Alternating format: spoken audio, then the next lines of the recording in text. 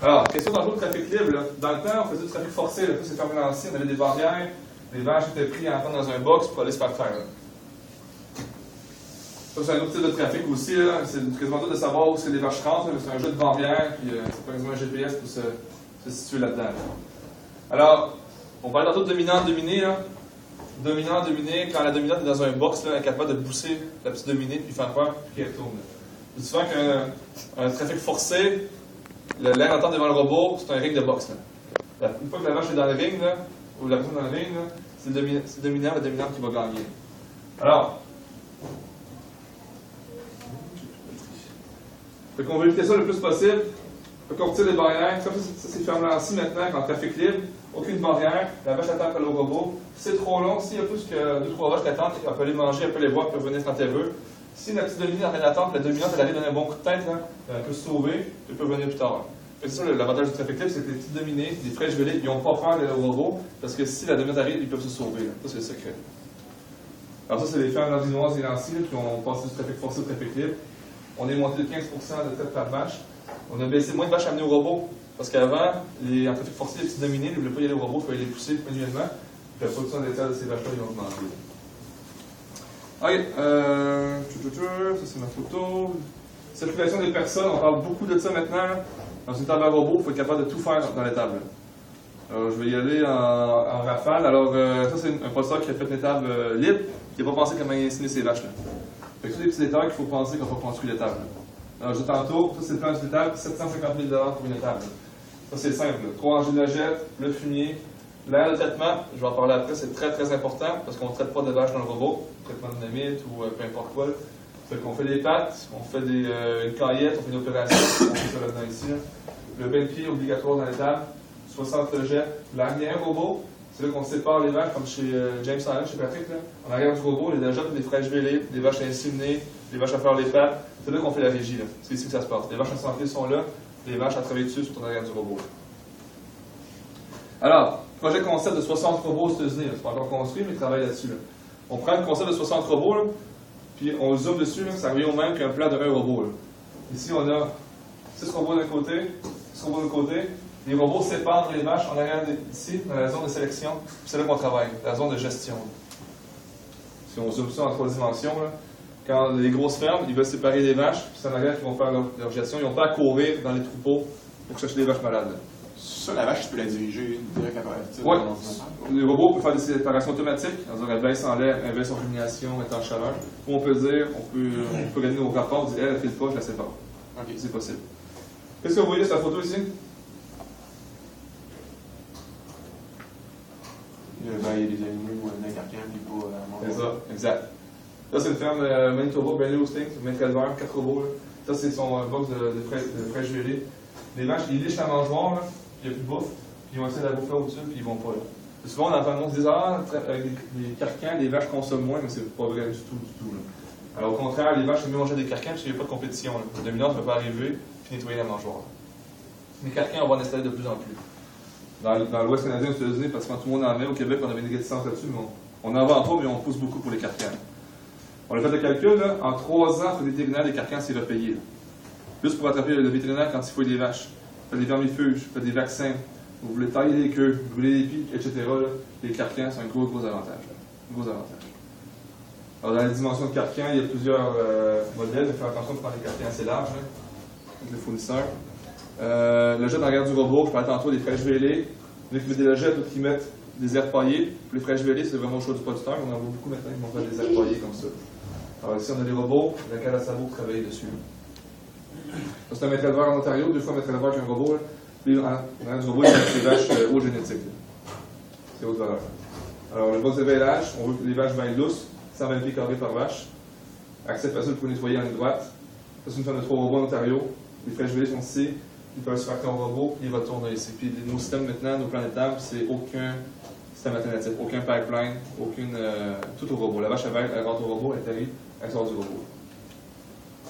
Les box pour les vélages, avec des fonds pour la gripper, des fonds creux. Les petits veaux, 0-10 jours, on les veut pas trop loin du robot, parce que le robot, comme je disais tantôt, la vache elle rentre au robot, le robot sépare le colostrum, on prend le colostrum, on donne ça au robot. Fait qu'on veut pas que les veaux soient dans une autre étable ou à 2 km. Fait que assez proche si possible des robots. Là. Une étable sans les coups. Là. On veut être capable de déplacer n'importe quel animal dans l'étable sans les coups. Ça, c'est bien important, ça. Quand on arrive avant de couler de béton, quand on fait des réunions avec des producteurs, là, on fait le tour. Puis s'il faut mettre les coups, déplacer une vache, là, on refait le plan, c'est pas correct. C'est très, très important, ça. Seulement les coups, c'est seulement faire une intraveineuse pour attacher la tête, sinon, là, on veut de la poussière dessus. La cale à sabot, c'est le cœur de l'étable. Là. Il faut qu'en dans 1 minute, là, c'est une des règles qu'on a, il faut être capable d'amener la vache tout seul dans la cale à sabot. Là. Je vous disais tantôt, une vache qui a mal aux pattes, elle va pas au robot. Là. Samedi matin, vous faites votre train, vous voyez qu'il y a une vache qui a mal aux pattes. Là. Vous devez être capable d'amener tout seul, le plus rapidement possible dans la cage, lever la patte puis réparer la patte. Là. Parce que vous n'êtes pas bien installé, vous ne ferez pas la patte, vous laissez traîner ça, elle va encore plus mal aux pattes, ça va juste s'aggraver. Pour nous, c'est bien important, sur une nerf centrale bien faite. Des cales à sabot qu'on doit déplacer juste quand on fait les pattes, ça ne marche plus, on ne veut plus ça. Là. On veut que ce soit fixe, avec un beau jet de barrière, on amène ça dessus. Maintenant, cale à sabot, on peut tirer les côtés, on peut faire une carriette dessus, on peut faire une métrite, on peut faire plein de choses. Là. Ferme la présentation, alors une personne toute seule, on amène la vache dans la cale à sabot, on fait la barrière, puis on peut travailler sur la vache. Ça, c'est les fermes, ils font des flèches quand c'est en vétérinaire, fait qu'ils mettent la vache dans la cale à sabot, fait que le vétérinaire est à niveau, la vache ne bouge pas, ils travaillent dessus. Ça, c'est un plan en 3 dimensions, encore dans l'étape de 1 robot à 750 000. C'est une box de vélage, notre cale à sabot, nos petits veaux, nos logiques de séparation, une box principale. Barrière d'entraînement, c'est pour les premières fois, les tentes, pour pousser les tentes dans le robot. Ça coûte pas cher, mais ça prend ça. Là. Tantôt, excuse-moi, j'ai une question. Tu peux-tu remettre ton plan en 3 dimensions? Oui.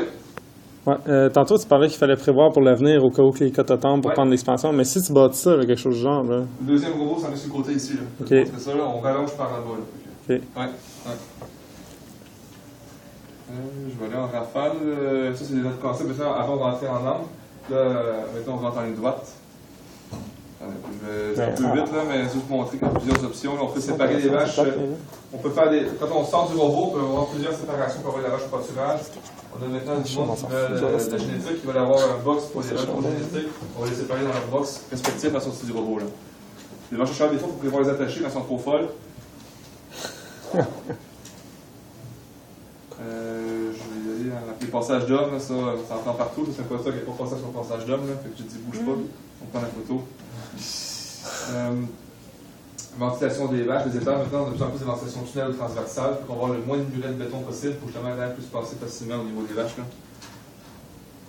Les balances pour protéger les portes. Les bains de pieds, très important, c'est obligatoire dans nos plans d'étable. Ça prend un bain de pied par étable. Là. Alors, c'est les bains de pieds du Wisconsin. Alors, en V, 24 pouces en bas, 36 pouces en haut. Les vaches font 2 pas dans le bain de pied. Là. On les fait passer une fois par semaine dedans. Puis le bain de pied, on fait une trappe dans le fond. Quand on a fini, on tire sur la trappe. Puis tout le jus souillé des bactéries, ça va directement dans les forces.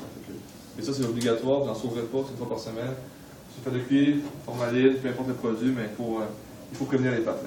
Travailler le sabot, c'est 2 à 3 fois par année, dépendant si vous mettez des tapis ou pas dans les allées. Prévoir comment vous allez vous installer dans l'étable, il faut aller travailler le sabot. Encore une fois, pas des coups, les vaches rentrent directement dans la cage de sabot. Ils font les pattes. Je vais aller au plan tout de suite. Là. C'est quoi votre opinion sur les planchers de sélection libre? Tapis ou béton rainuré? Pas d'opinion? Parce qu'on a beaucoup de tapis dans le temps, puis on voit une tendance, là, on vient beaucoup béton rainuré. Soit du béton en losange comme ça, ou du béton Pourquoi? C'est quoi qui est mieux? C'est quoi les différences et les caractéristiques de chaque? On a vraiment béton rainuré, là. Il y a plus d'usure des pattes. Tu n'as pas d'usure de tapis, c'est moins glissant que des tapis. Puis tu as des étalages 2 fois par année, tandis que les tapis, c'est des étalages 3 fois par année. On a vraiment une tendance vers les bétons rainurés. Beaucoup. Les femmes blanchettes des métals verts, là, ils ont mis juste le tapis à mangeoire, puis rainuré le reste partout. Il y a plusieurs choses qui se font. Là, la seule place où la vache est supposée rester debout sans bouger, c'est à la mangeoire. C'est là qu'on a du tapis. Le jeu de barrière. L'abreuvoir, ça prend plus d'espace comme ça d'abreuvoir. L'accès pas pour robot, alors on peut passer avec un petit passage ou une passerelle pour le robot.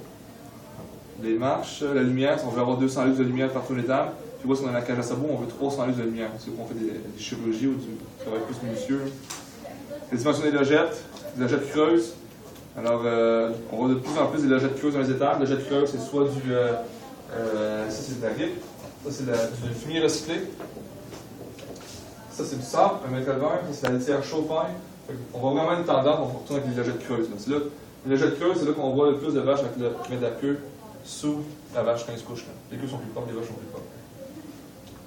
Puis au niveau entretien, c'est sûr qu'il doit falloir vider ça. Ben, les vaches en mettent beaucoup des autres mêmes. Là. OK. Fait que ça, c'est plus de litière totale, mais confort, c'est amélioré. En Ontario, il y a beaucoup d'États qui sont soumis sur le compost à grandeur. Alors, le compost, il faut travailler une à deux fois par jour, on passe avec un râteau pour mélanger le fumier avec la litière. Puis ils vont rajouter la litière une fois ou 2 semaines, une fois par mois. Puis c'est vraiment du compost qui est chaud, ça travaille. Fait que pas de logette, pas de tapis, rien du tout. Comment vous mettre de litière dans l'étable? Vous rentrez avec un bobcat, vous rentrez avec un petit bobman ou un robot, mais ça, il faut y penser qu'un robot, les vaches sont 24 heures sur 24 dans l'étable. Pour une salle de traite, qu'on sort les vaches, met dans la salle d'attente, on peut passer. Avec un robot, les vaches sont toujours là. Il y en a, justement, à Saint-Anselme, ici, là, ils ont mis un petit charbon en métal sur une raille, puis ils vont mettre de la litière dans l'étable comme ça. Alors, le but final, dans la stabilisation libre, là, quand on fait une belle étable, là, on n'a pas de vaches qui viennent isolées, les vaches sont dans des logettes, ils se couchent tout de suite. Puis pourquoi on a beaucoup moins de travail en stabilisation libre? Ben, les vaches, quand elles sont couchées comme ça, c'est beaucoup moins de grattage. Là. Une fois par jour, on gratte les bouses, on vise maximum une bouse par 10 logettes. C'est ça qu'on cherche l'efficacité de la stabilisation libre. Bon, quelques plans d'étable, l'air paillé. Alors, l'étape sur le compost ou l'air paillé, alors on a un robot ici, l'air paillé au complet, les vaches ont accès au robot, puis encore une fois, on peut séparer les vaches en arrière du robot ici. L'étable 30 kg, c'est un plan d'étable qu'on a maintenant, 550 000 $. Les fermes, des petites fermes, au lieu de faire une grosse étable tout de suite, là, on fait plus petit, tout est prévu pour plan d'expansion. Alors, on peut commencer avec un plan d'étable comme ça, on rallonge, 60 logettes, on continue à rallonger, c'est même plan pour ranger, on met le robot sur le côté, comme ça. Et on tombe à 120 logettes pour 2 robots. Là. Alors 120 kg ou peu importe. Alors, ça, c'est un plan en longueur. On continue à rallonger encore l'extension. Un robot, 2 robots, 3 robots comme ça. Là. 150, 180 vaches d'un côté. La distance, ça ne dérange pas. Quand on a des allées assez larges, l'espace devant le robot, les vaches vont aller au robot. Là. Je pense par exemple, en Nouvelle-Zélande, ils font des robots maintenant, les vaches dans le pâturage, ils vont marcher 1 ou 2 km, puis ils vont venir se faire traîner. En plus, c'est important, c'est l'espace partout autour du robot. Là. On va à l'argent de 6 rangées, un mangeoire extérieur, 2 robots là, faire de vélage, cage à sabot, un plan, 2 robots qu'on expert. Alors, nos 2 robots du début sont là, un robot, 2 robots. On rallonge l'étape, robots 3 et 4, sans lavage de chaque côté. Là. Ça, c'est un plan de 6 rangées avec des mangeoires centrales. Alors, 2 robots, 3 et 4 robots qu'on peut placer facilement. Rénovation d'étable attachée, ça, on a quelques-unes de fait. Alors, ici, c'est une étable qui était QAQ. On a rempli le jet, on a des dallots, on a mis un peu de béton, on a fait une mangeoire sur le côté. Ça, c'est à Saint-Énidine. Ça, c'est à Bas-Saint-Laurent, une étable 37 pieds de large. Alors, on a tout cassé à l'intérieur, on a mis le jet face à face, une petite mangeoire de 2 pieds, un convoyeur, le robot ici. Là. Ça fonctionne très très bien. Ça, c'est une étable au centre du Québec. Là, ça va du 100% de Jersey. Ils ont une fromagerie aussi. Alors, ils n'ont même pas changé. Ils ont gardé les stables et les vaches attachées. Ça, c'est une meilleure posture du Québec. C'est une étable attachée rénovée, 40 kg de moyenne tout le temps. Alors, l'espace devant le robot, ils ont rénové encore des poteaux de table attachée, puis ils ont mis le robot là-dedans. Alors, tout se fait pas mal. Ça, c'est table attachée pour la relève.